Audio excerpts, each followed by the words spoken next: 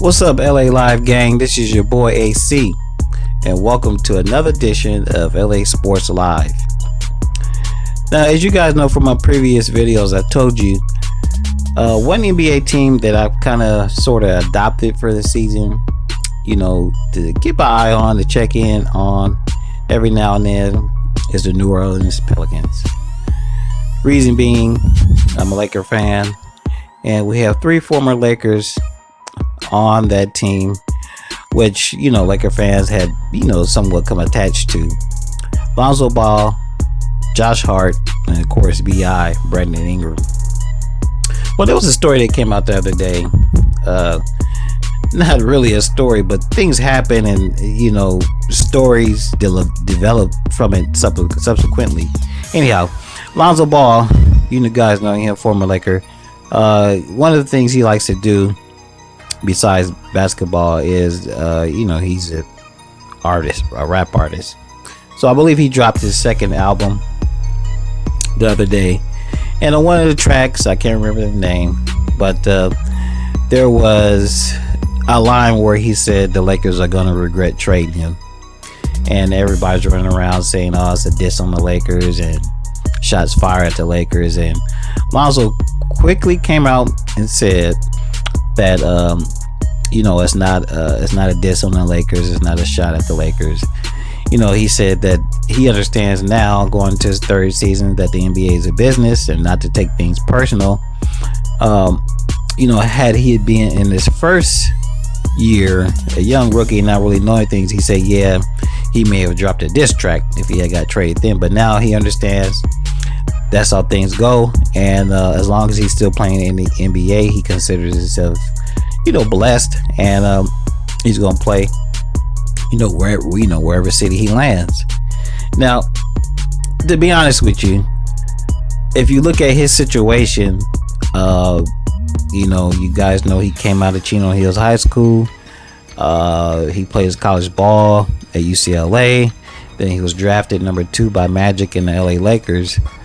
If you put yourself in his situation, I would say, hey man, if he was upset or maybe salty about it, he would have every right to be. I mean, he grew up in Chino, but his father's family is straight up a hood, South Central LA. I met Grandpa Ball on a couple occasions, cool guy, but yeah, he told me, man, they straight from South Los Angeles. So the bottom line is his family has strong LA ties. So even if he was a little salty, like I said, about getting traded, he would have every right to be. Just think about it. If you're born and raised in LA and your job is in LA, then all of a sudden your job tells you, hey, we're packing up, we're moving to New Orleans. You don't have no family in New Orleans, you've never been in New Orleans except twice in your life. That would kind of suck.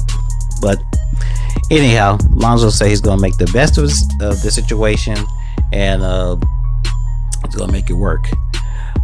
Just to further update on what's going on with the Pelicans, a few days ago, one of their key bench players, Darius Miller, went down with the Achilles injury. From what I understand, it's not quite as bad as Boogie's Achilles injury, but they're expecting Darius Miller to be out 7 to 8 months. And he's a role player. He's been with the team for a few years, but the point is, he is one of the Pelicans have a shortage of shooters, and he was one of their few. So with him going down, primarily their 3-point shooting is going to come from JJ Redick, which they signed as a free agent, and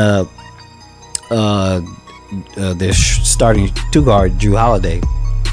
And speaking of Jrue Holiday, Vice President of Basketball Operations for the Pelicans, David Griffin, he's putting a lot of pressure this season on Jrue Holiday.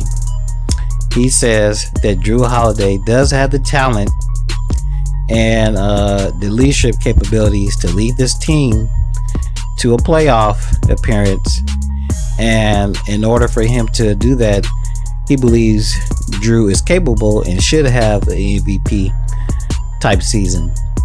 Essentially, I believe he's not a point guard. He's played the point in the past, but I think he's trying to say that he could be a player similar to Chris Paul, but who could play defense. But I think mainly what he's speaking of is the leadership capabilities. That's a lot of pressure to put on Drew. Is he a superstar type player, an all-star player? I don't know. He's going to be one of the elder statements on that team, one of the older players, and so a lot of the pressure is going to fall on him. Griffin has already said that they are not going to look to rookie Zion Williamson, no matter how much the media and whatnot wants to do that. They're not going to look at him to carry the team, to lead the team.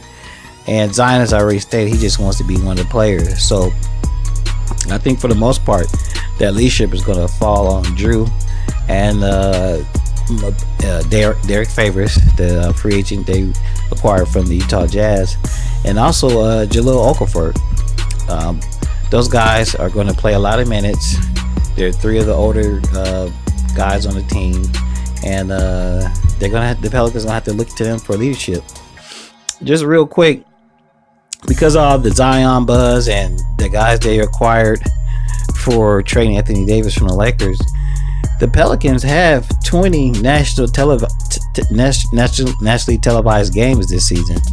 Last year, I think they maybe had 2, and so this year they have 10. So Zion and the other players, they're going to get a lot of national exposure. I mean, not a lot, but going from 2 to 20, that's a lot. And the team is going to be kind of in the spotlight, and it's going to be interesting to see just how far they continue to develop and if they can actually make a playoff run. You guys tell me what you think. Like I always say, like, comment, share, subscribe to the channel. It's greatly appreciated. It does help the channel grow, man. You guys know I'm trying to grow this thing. I'm trying to blow it up. So thank you for the support, and I will continue to pump out these videos. This is your boy AC, LA Sports Live. I'm out of here. You guys take it easy.